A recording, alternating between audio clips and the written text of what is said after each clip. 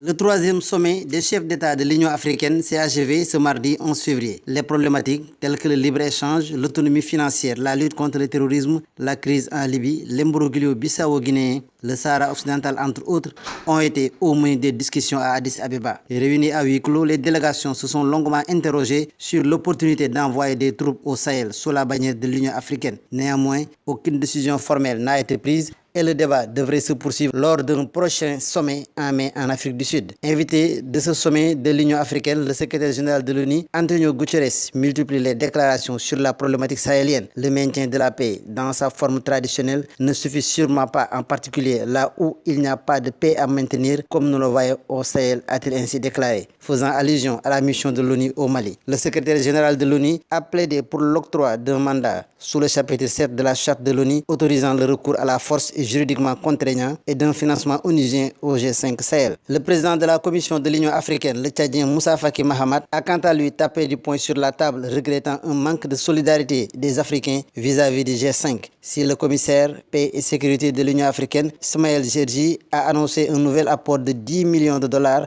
au Fonds pour la paix de la part d'États membres de l'Union africaine, ce fonds n'atteint aujourd'hui que la somme de 164 millions de dollars.